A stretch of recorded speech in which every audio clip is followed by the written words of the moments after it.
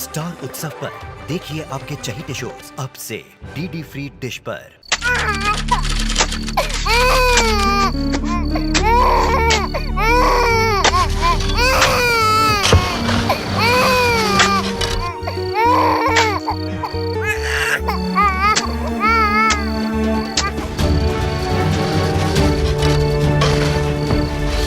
दिल दहला देने वाला दृश्य है। मौत के बाद दफनाए जाने के तो कई दृश्य देखे होंगे आप, लेकिन लगभग 1 महीने का एक जिंदा बच्चा जो ना तो कुछ बोल सकता है ना मदद के लिए किसी को पुकार सकता है, उसे यूं दफनाए जाने का यह दृश्य किसी के भी दिलो दिमाग को हिला देने के लिए काफी है। अब सवाल यह उठता है कि आखिर कौन थे ये लोग जिन्होंने एक मासूम को इस बेदर्दी से दफन कर दिया, और क्यों? कैसे कोई एक मासूम को इस तरह से दफना सकता है? क्या इन लोगों का इस बच्चे से कोई रिश्ता था? ये इसके सगे संबंधी थे या कोई और? डाकिया डाक लाया, डाक लाया, डाकिया डाक।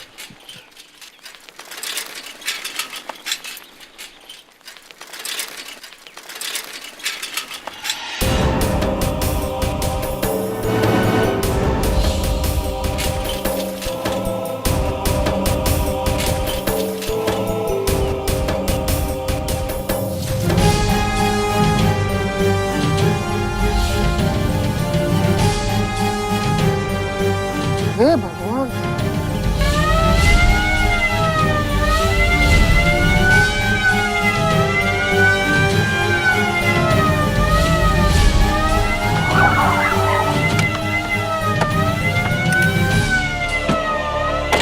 साहब इधर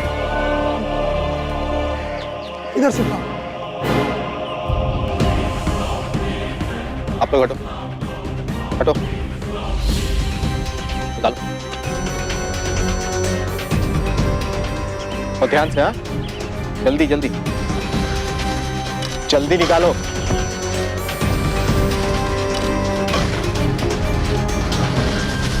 ये साइड साइड साइड साइड से निकालो।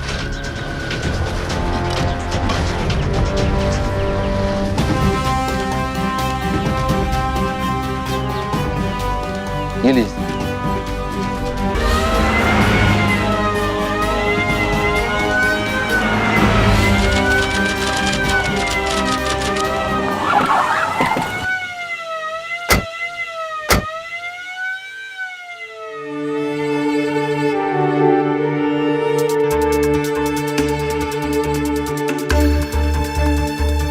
इस तरफ।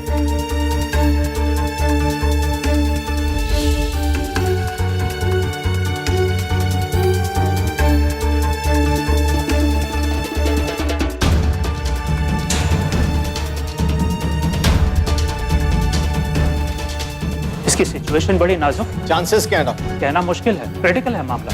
नर्स आईसीयू ले चलो, क्विक क्विक।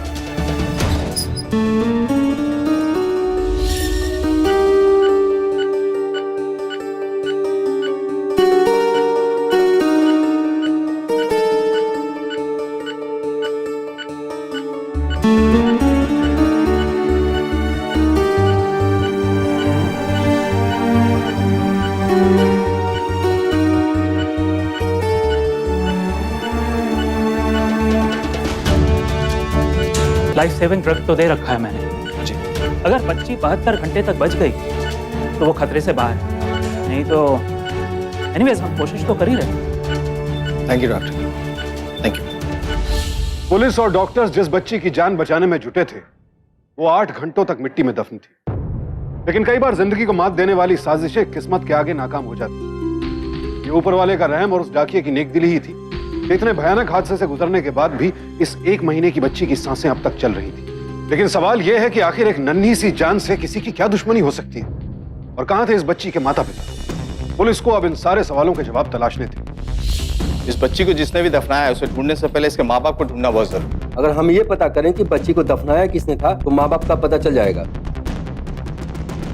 एक काम करो, आसपास के जितने भी मैटरनिटी हॉस्पिटल है ना, वहाँ ये पता करो कि ऐसी कोई बच्ची वहाँ पैदा हुई है। इसकी तस्वीर दिखाओ, बर्थ मार्क्स बताओ, शायद कुछ पता चले। सर, बहुत सारे लोगों की यहाँ दाइयाँ भी डिलीवरी करवाती हैं। ठीक है, उनसे भी पता करो। देखो बच्ची की हालत बहुत नाजुक है, इससे पहले कि उसे कुछ हो जाए उसके माँ बाप को ढूंढना ही होगा। करेक्ट? जी सर।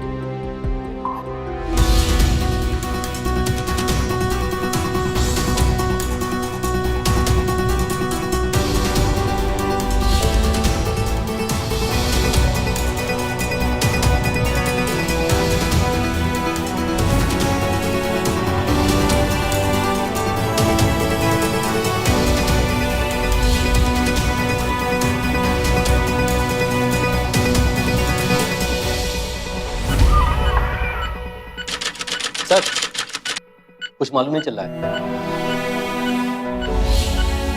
चाहे कुछ भी हो जाए, ढूंढना तो पड़ेगा इसके माँ बाप।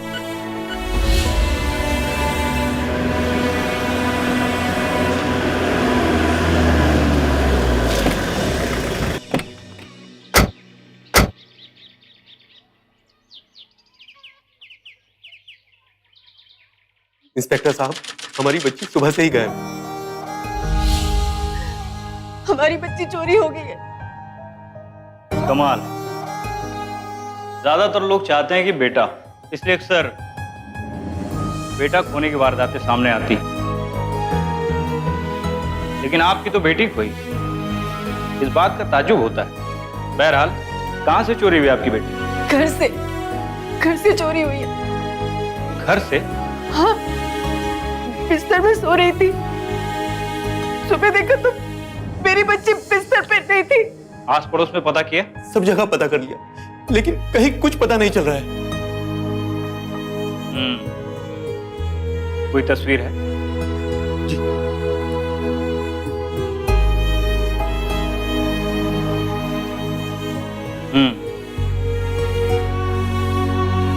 हवलदार। Yes sir.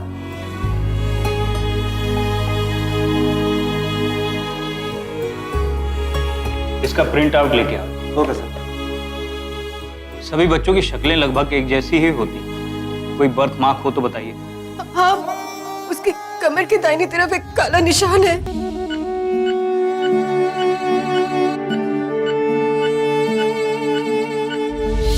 Oh my God! Doctor! Doctor!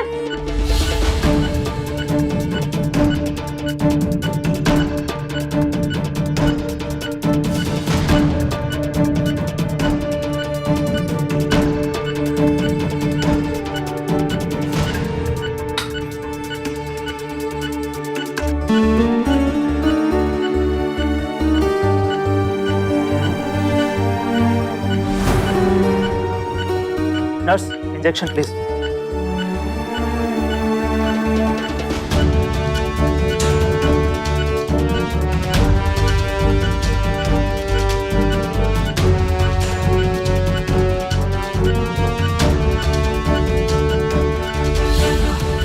Thank God, खतरा टल गया।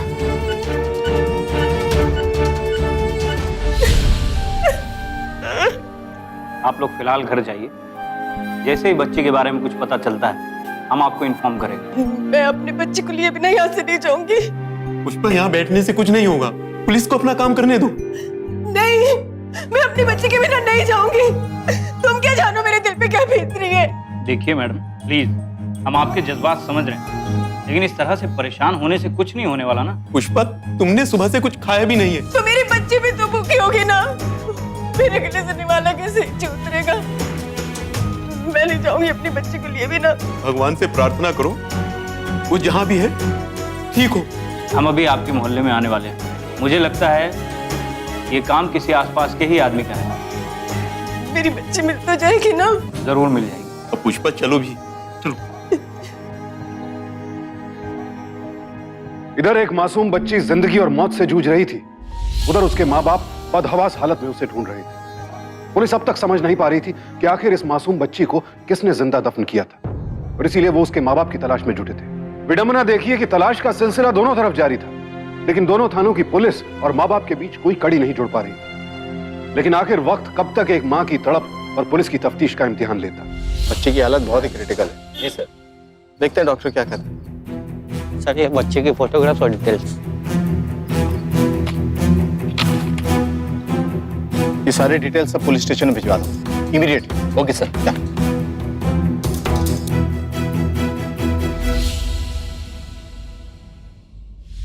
सर, किशनपुर थाना से ये तस्वीर आई है। सर, ये तस्वीर बिल्कुल उसी बच्चे की तस्वीर जैसी है जिसकी मिसिंग रिपोर्ट कल लिखवाई गई थी।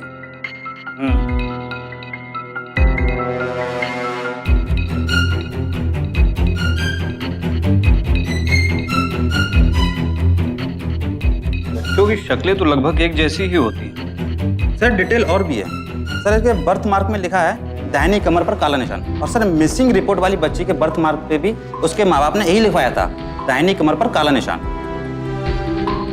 तुम एक काम करो, जी किशनपुर के थाना इंचार्ज को इन्फॉर्म करो। Okay sir.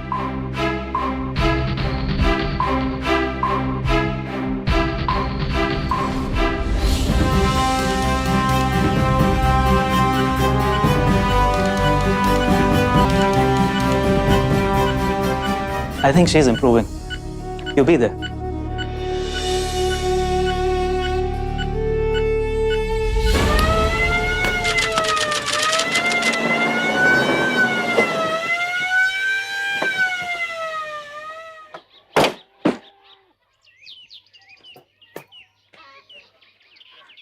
रविंद्र और पुष्पा यहीं रहते हैं? जी हाँ, यही रहते हैं। क्या बात क्या है इंस्पेक्टर साहब? क्या हुआ इंस्पेक्टर साहब? रविंद्र आप? मैं ही रविंद्र हूँ और ये मेरी पत्नी पुष्पा। कृपाल नगर पुलिस स्टेशन में आप लोगों ने अपने बच्चे की मिसिंग रिपोर्ट लिखवाई थी। हाँ, कुछ पता चला मेरी बेटी के बारे में? आप दोनों को हमारे साथ चलना पड़ेगा। आइए।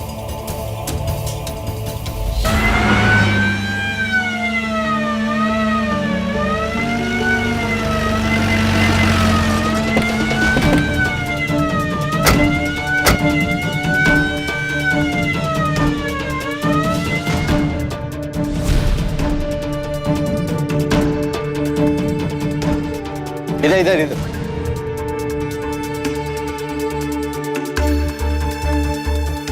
पुष्पा जी इधर, आईसीयू इधर, बच्ची इधर।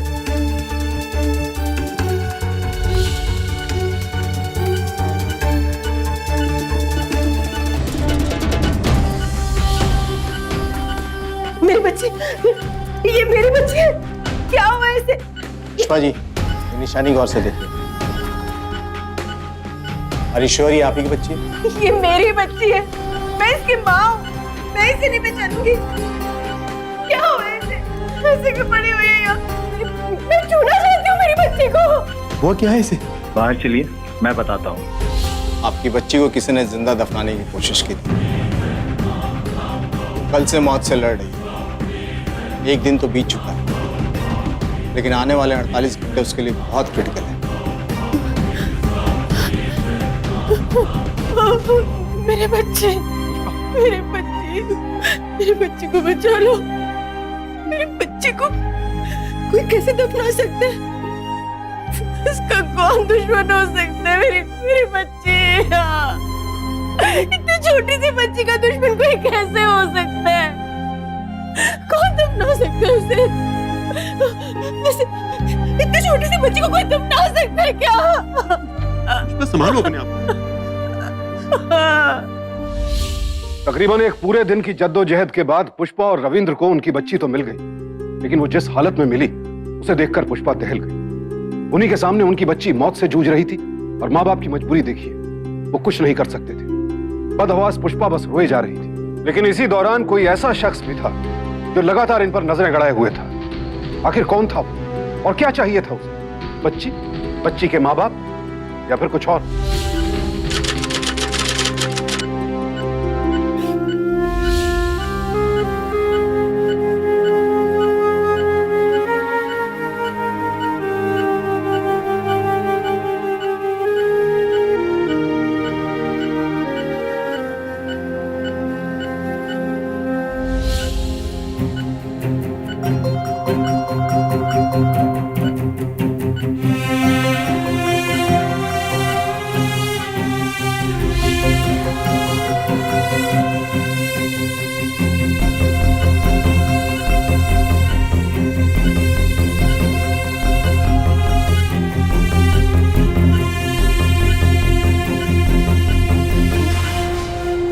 आपकी बच्ची अब पूरी तरह स्वस्थ है। आप इसे घर ले जा सकते हैं। बहुत बहुत शुक्रिया डॉक्टर साहब। रविंद्र जी। जी सर। कागजी कार्रवाई तो पूरी हो चुकी है, लेकिन मुझे आपसे कुछ पूछताछ करनी है। जी आइए सर।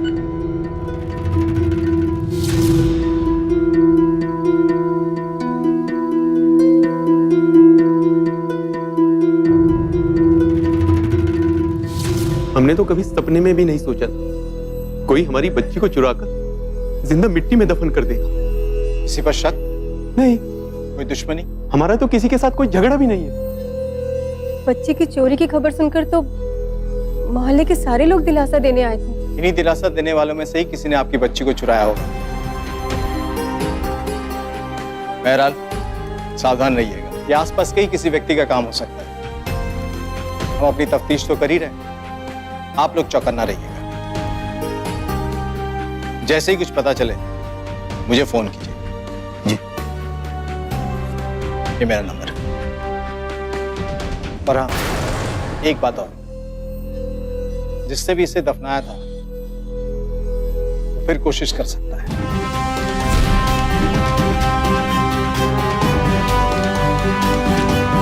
दादी मुझे दो ना, दादी प्लीज। अरे मुझे तो ठीक से देखने दे, कहाँ गुम हो गई थी मेरी बच्ची। अरे तू तो हमारे घर की लक्ष्मी है।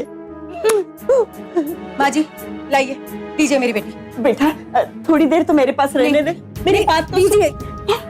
किसी बाहर वाले की गोद में बच्ची को मत देना, लेकिन घर के लोगों को तो दे सकती हो ना। नहीं मम्मी, मेरे गोद में दो ना। एक बार सुनाई नहीं देता? नहीं कहा ना, और दूर जाके खेलो। खबरदार जो मेरी बच्ची के पास है तुम लोग।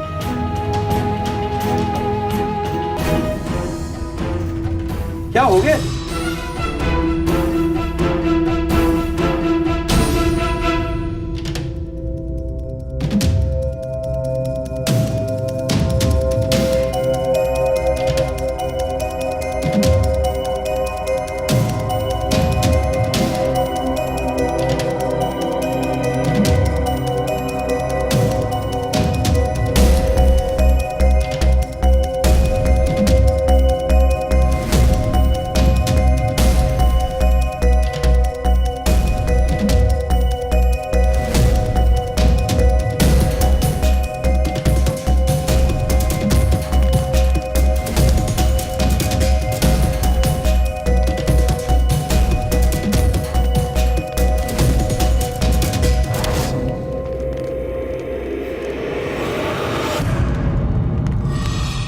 आ गए संजय, क्या खबर?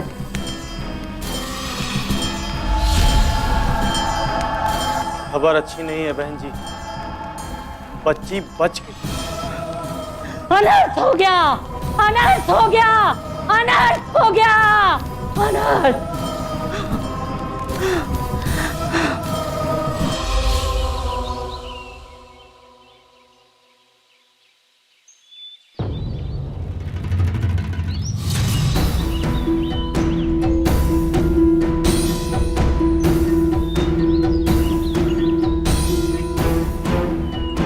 अरे आओ संजय भाई आओ, कैसे हो? बहुत बढ़िया भाई, आप कैसे हो? बस मैं भी अच्छा हूँ।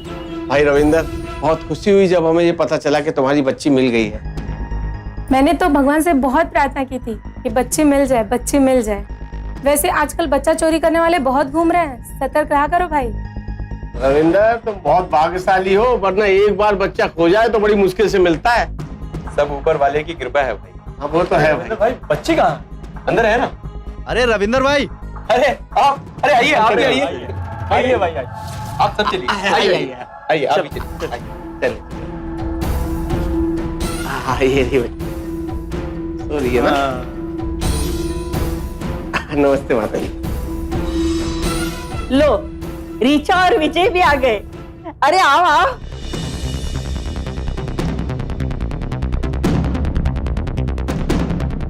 मुबारक हो पुष्पा, तुम्हारी बच्ची तुम्हें वापस मिल गई। हाँ ले ले ले ले मेरा बच्चा। रहने दीजिए भाभी, इसका भी सोने का वक्त है।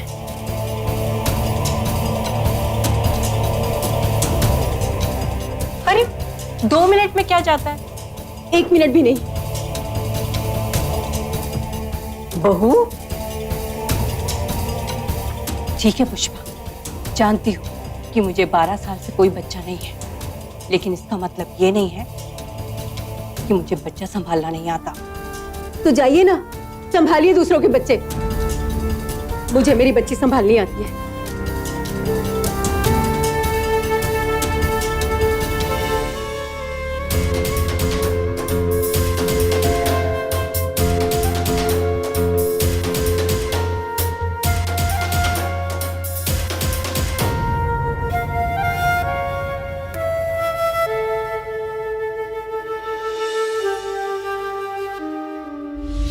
मेरी बेटी आराम से सो जा, अभी मम्मा पानी गर्म करके आती है। ध्यान रखना इसका, हाँ? और हाथ नहीं लगाना, किसी को लगाने भी मत देना। मैं अभी आती हूँ। ओके मम्मा।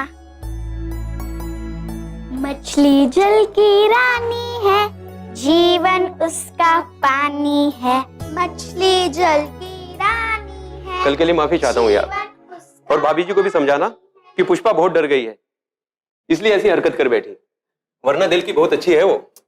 मैं समझ सकता हूँ दोस्त, वैसे इसमें माफी मांगने वाली ऐसी कोई बात है नहीं। वैसे एक बात है, तुम्हारी बच्ची है बड़ी भागो वाली, वरना ऐसी स्थिति से जिंदा वापस आना संभव नहीं है। सचमुच यार, वे लोग कितने निर्दयी होंगे जिन्होंने हमारी बच्ची को जिंदा दफनाने की कोशिश की। जरूर उनको कोई बच्चा नहीं हुआ होगा, इसलिए उन्होंने हमारी बच्ची को जिंदा दफनाने की कोशिश की। अरे यार, मैं तुम्हारे बारे में बात नहीं कर रहा हूं, तुम तो मेरे दोस्त हो। बेटा मम्मी कहाँ है? वो मुन्नी के लिए पानी गर्म करने गई। मैं तो अपनी बेटी को गोद में लेने के लिए तरस गया। जरा चुटकी को मेरी गोद में दो। अरे मैं देता हूं ना। अरे अरे रे रे रे रे, बड़ी प्यारी बच्ची है। काश मेरी भी ऐसी बच्ची होती। भाई साहब, दीजिए मेरी बेटी, दीजिए। कहा था ना तुमसे, ध्यान रखना, किसी को हाथ नहीं लगाने देना। ध्यान नहीं रख सकती थी?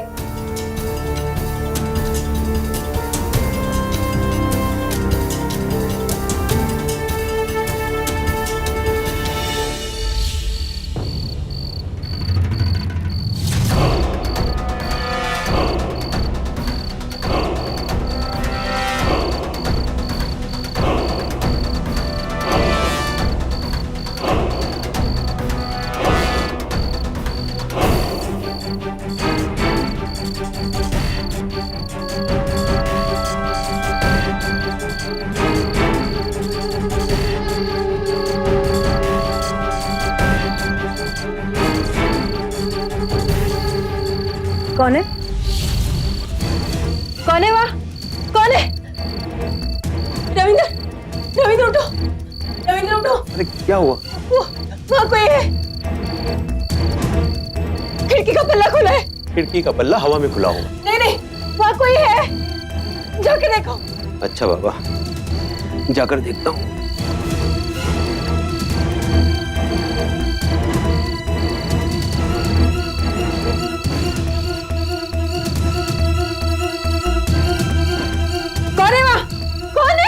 कोई नहीं है भाई, मैं हूं। नहीं देखो, कोई नहीं है यहाँ, खामखा चिल्ला रही हो। देखो यहाँ पे कोई नहीं है। कौन है? कौन है यहाँ? सामने क्यों नहीं आता? कौन है? कहते हैं ना कि दूध का जला छाछ भी फूंक फूंक कर पीता है। यही हाल पुष्पा का भी था। पुष्पा डरी हुई थी उस शख्स से जिसे वो जानती भी नहीं थी, जिससे उसकी बेटी की जान को खतरा था। वो इस कदर डरी हुई थी कि ना तो आस पड़ोस के लोगों पर विश्वास कर पा रही थी और ना ही घर वालों पर। और उसका डर वाजिब भी था, क्योंकि कोई तो था जिसकी बुरी नजर उसकी बच्ची पर थी, जो संजय नाम के शख्स के जरिए अपने मकसद को अंजाम देना चाहता था। लेकिन सवाल उठता है, आखिर क्यों ये शख्स एक मासूम की जान का प्यासा बना बैठा था? इसके पीछे उसका मकसद क्या था? मुझे कुछ नहीं सुनना और कुछ नहीं समझना। मैं इतना जानती हूँ कि जिसने एक बार मेरी बच्ची को मारने की कोशिश की है ना, वो उसे दोबारा मारने की जरूर कोशिश करेगा। और वो कोई हमारे आसपास का ही है। मैं किसी पे भरोसा नहीं कर सकती, और खास तौर से उन लोगों पे तो बिल्कुल नहीं, जिनका शादी के 12 साल बाद भी कोई बच्चा नहीं है। नहीं, मेरी बेटी यहाँ सुरक्षित नहीं है, उसे खतरा है। रविंदर, हम नहीं घर छोड़ देते हैं। मैं मोहल्ला छोड़ के कहीं और जाके रहती है अपनी बच्ची के साथ। अरे तुम पागल हो गई हो क्या? हाँ, मैं पागल हो गई। मैं पागल हो गई हूँ रविंदर। मैं मेरी बेटी पर किसी का बुरा शायद नहीं पड़ने दूंगी। हम चले जाएंगे यहाँ से।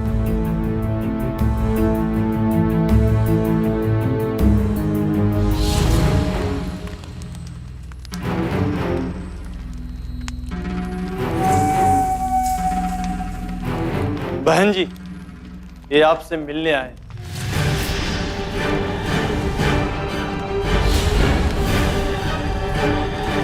तू कुछ मत बोल, मैं सब जानती हूँ।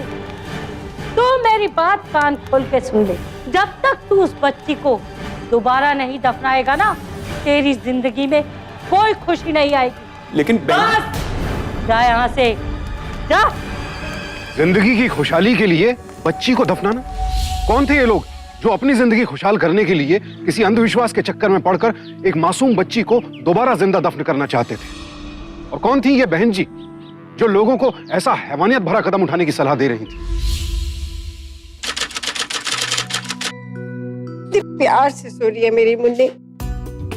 मेरी मुन्नी को किसी की नजर ना लगे। बस ऐसे ही ना मम्मी को तंग नहीं करना और आराम से रहना। कब तक इसे मुन्नी मुन्नी बुलाती रहोगी? इसका कोई नाम होना चाहिए। आप सोच के नाम बता दीजिए, हम रख लेंगे अपनी मुन्नी का नाम। नहीं, हम इसका नामकरण संस्कार करेंगे जिसमें हमारे नाते रिश्तेदार और दोस्त वगैरह सब आएंगे। नामकरण संस्कार? उसमें तो बहुत सारे लोग आएंगे। नहीं, ये सब मेरी बेटी के लिए ठीक नहीं है। हम नामकरण संस्कार नहीं करेंगे, ऐसे ही नाम रख लेंगे। अरे तुम बेकार में घबरा रही हो। नामकरण संस्कार तो सभी का होता है। तो ठीक है, हम अपनी बेटी का नामकरण संस्कार ना मेरे मायके में जाके करेंगे। अरे नामकरण संस्कार मायके में क्यों? मायके में क्योंकि मेरी माँ है वहाँ। और माँ जी आप समझाइए ना इन्हें। अरे मैं इसे क्या समझाऊं जब तुम खुद गलत हो।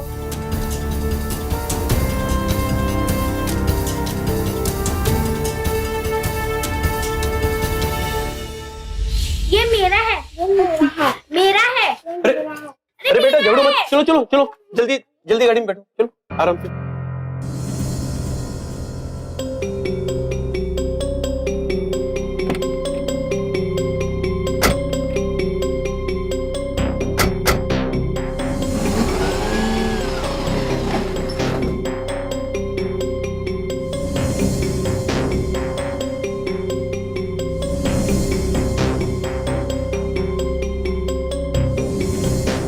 नमस्ते माँ जी।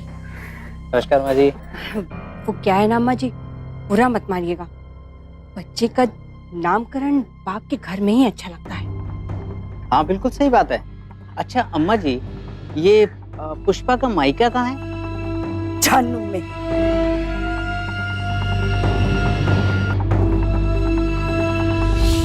मौसम, जिस बच्ची को मौत के मुंह से बाहर निकाला गया था और जिसके सर पर अब भी मौत का साया मंडरा रहा था, उसका नाम मौसम रखा गया। पुष्पा के मायके में हुए नामकरण संस्कार का ये वो वक्त था जब पुष्पा पूरी तरह से निश्चिंत थी। चिंता और फिक्र की सारी लकीरें उसके चेहरे से गायब थी। लेकिन अफसोस, चैन और सुकून के ये पल बेहद छोटे थे। क्या दामाद जी, सिर्फ एक दिन के लिए आए हो?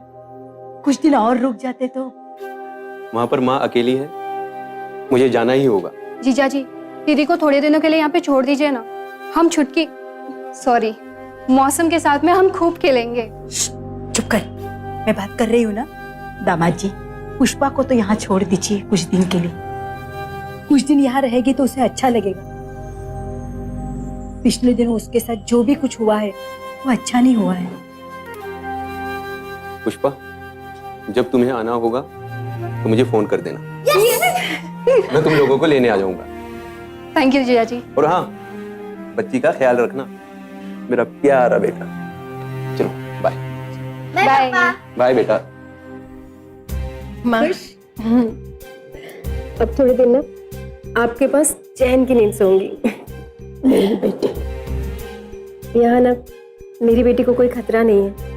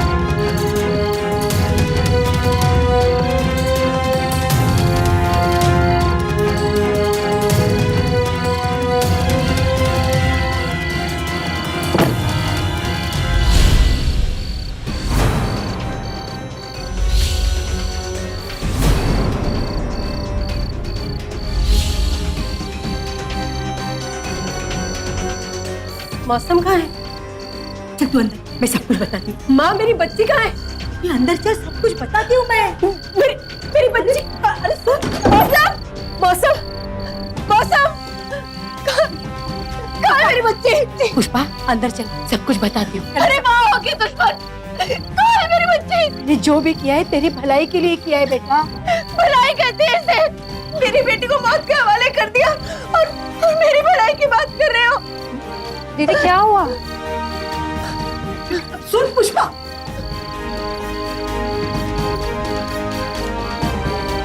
Hello inspector. मैं एक बार फिर आपसे पूछ रहा हूँ, बताइए आपने बच्ची किसको दी है? देखो आप बीच में मत बोलिए, मैंने जो भी किया है अपने बच्ची के भलाई के लिए किया है।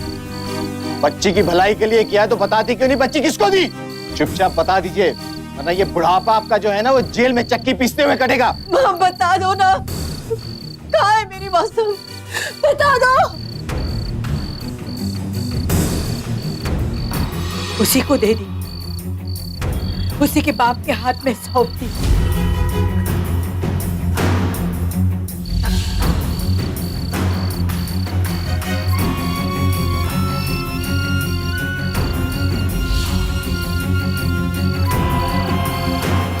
रविंदर, अपनी बेटी को अपने कलेजे से सटाकर रखने वाली पुष्पा गैरों से उसकी हिफाजत कर रही थी, इस बात से बेखबर कि खुद उसके अपने ही उसकी ममता का गला घोटना चाहते थे।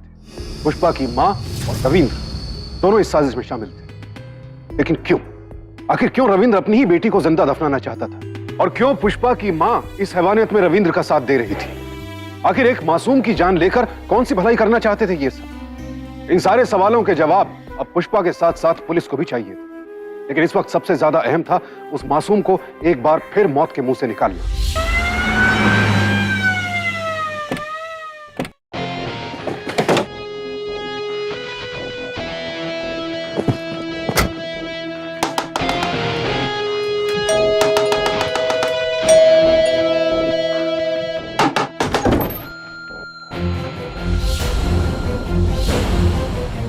क्या बात है पुष्पा? रविंद्र कहाँ है? पुष्पा वो तो किसी काम से बाहर गया हुआ है। देखिए हमें पता है आप झूठ बोल रही हैं, हमारे पास समय बहुत कम है, बताइए आपका बेटा कहाँ है? मैं सच कह रही हूँ, मुझे कुछ नहीं पता। माँ जी मैं आपके हाथ जोड़ती हूँ, मेरी बेटी कहाँ है? रविंद्र क्या करने वाला है उसके साथ, बता दीजिए ना, कहाँ है मेरी बेटी? अम्मा जी आपसे बहुत प्यार से पूछ रहे हैं, बताइए आपका बेटा कहाँ है? अगर उस मासूम बच्ची के साथ कुछ भी हुआ, कुछ भी उल्टा सीधा आप दोनों ने किया, तो ये समझ लीजिए कि आप दोनों बहुत बुरी तरह से फंसेंगे। बता दीजिए ना कहाँ है?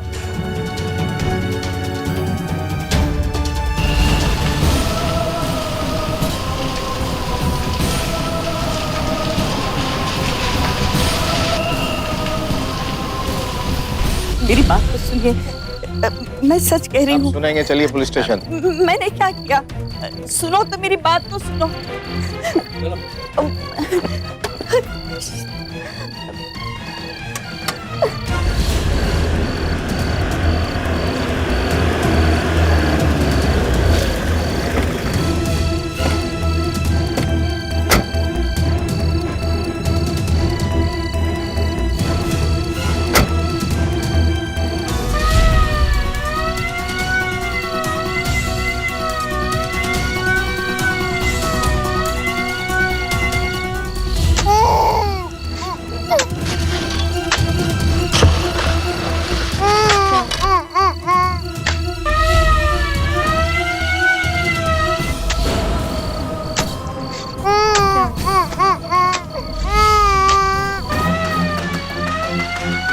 रोकिए, ये वाली गाड़ी।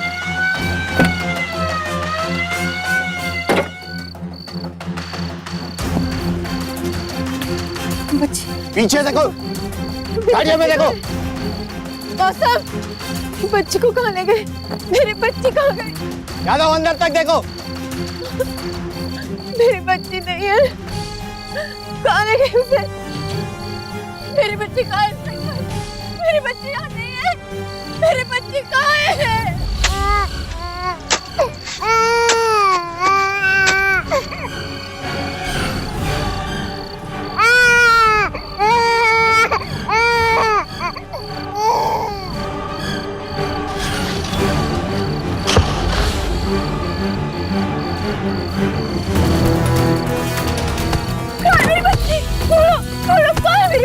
मैंने कहा ना मुझे नहीं पता। बताओ क्या किया तुमने उसके साथ, बोलो क्या किया है, कहाँ है, बोलो कहाँ है मेरी बच्ची, कहाँ है, दफ्तर है उसने, मेरी बच्ची कहाँ है, बताओ रविंदर कहाँ है? सर बच्ची मिल गई। मेरी बच्ची, मेरी बच्ची, मेरी बच्ची।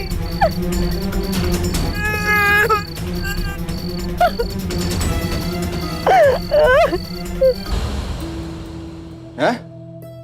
क्यों किया ऐसा? बोलो बोलो क्यों किया इतना घिनौना काम कि जिससे इंसान या शर्मिंदा हो जाए? क्योंकि मुझे बेटा चाहिए था। बेटा? हाँ, 2 बेटियों के बाद मुझे बेटा चाहिए था। कोई तो हो मेरे खानदान का नाम रोशन करने वाला। बहन जी ने मुझे कहा था कि अगर तीसरी बेटी को जिंदा दफना दिया जाए, मेरे घर में कभी बेटी पैदा नहीं होगी, सिर्फ बेटा पैदा होगा। लेकिन जब पहली बार बच्ची बच गई तो फिर बहन जी के पास गया। बहन जी ये आपसे मिलने आए। तू कुछ मत बोल, मैं सब जानती हूँ। तू मेरी बात कान खोल के सुन ले। जब तक तू उस बच्ची को दोबारा नहीं दफनाएगा ना, तेरी जिंदगी में कोई खुशी नहीं आएगी। लेकिन बस जा यहाँ से, जा। ठीक है बहन जी। जिस तरह से तुम बच्ची को अपने सीने से लगाकर रखती थी, उसमें बच्ची को दोबारा चुराना नामुमकिन था। इसलिए मैंने नामकरण का बहाना बनाया। लेकिन जब तुमने जिद पकड़ ली कि बच्ची का नामकरण मायके में होगा, तो मैंने और माँ ने तुम्हारी माँ से बात की। आप लोग मेरा साथ क्यों नहीं दे रहे? और उन्होंने मेरी बात मान ली।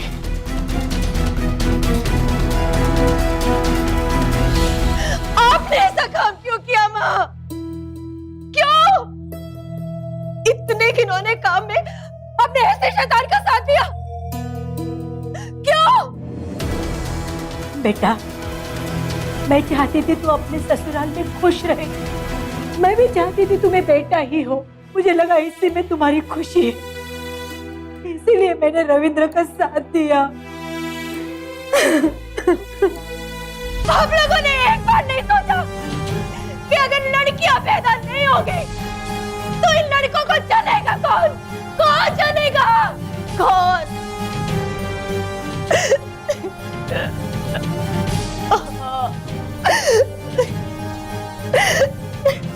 अदालत ने रविंद्र, बहन जी और संजय को अटेम्प्ट टू मर्डर यानी हत्या करने की कोशिश के अपराध में आईपीसी की धारा 307 के तहत 50-50 हजार रुपए जुर्माना और 10-10 साल कैद की सजा सुनाई। साथ ही साथ रविंद्र की मां और पुष्पा की मां को हत्या की साजिश के अपराध में आईपीसी की धारा 120B के तहत 35-35 हजार रुपए जुर्माना और 7 साल कैद की सजा सुनाई। और अदालत ने यह भी स्पष्ट किया कि रविंद्र की एक सजा खत्म होने के बाद उसकी दूसरी सजा शुरू होगी, यानी रविंद्र को कुल 17 साल कैद की सजा सुनाई गई। एक अदद बेटे की चाहत आखिर इंसान को और कितना गिराएगी, अंधविश्वास और हैवानियत की किस हद तक ले जाएगी, हमारी बेटे को पाने की जुनूनी हसरत सामाजिक संतुलन की नींव को और कितना खोखला करेगी। सरकारी आंकड़े बताते हैं कि सन 2001 से 2011 के बीच हमारे देश में तकरीबन 30 लाख बच्चियों की गर्भ में ही हत्या कर दी गई। और इसी का नतीजा है कि जब 2011 की जनगणना में 6 साल तक की उम्र के बच्चों के चाइल्ड सेक्स रेशियो का आकलन किया गया तो प्रति 1000 लड़कों के अनुपात में मात्र 914 लड़कियां थीं। यानी ये पीढ़ी जब विवाह योग्य होगी तो प्रति 1000 लड़कों में से 76 लड़कों को विवाह के लिए इस देश में तो लड़की नहीं मिलेगी। अब इस आंकड़े की गंभीरता का अंदाजा आप खुद ही लगा लीजिए। और क्यों चाहिए बेटा? फर्क क्या है दोनों? बेटा अगर घर का चिराग है तो बेटी रोशनी है, बेटा मान है तो बेटी सम्मान है, बेटा अगर गर्व है तो बेटी अभिमान है। इसीलिए अपनी सोच को बदलिए। दकियानूसी सोच के लिए पूरे समाज और पूरी इंसानियत को दांव पर मत लगाइए। बेटी का तिरस्कार प्रकृति का तिरस्कार है, पूरी सृष्टि का तिरस्कार है। और इस नुकसान की भरपाई ना तो कोई तांत्रिक किसी जादू टोने से कर सकता है और ना ही विज्ञान। इसीलिए आज सावधानी से ज्यादा संवेदनशील होने की अपील करते हुए मैं सुशांत सिंह आपसे विदा लेता हूं। फिर मुलाकात होगी ऐसी एक और सत्य घटना के साथ। देखते रहें सावधान इंडिया, इंडिया फाइट्स बैक।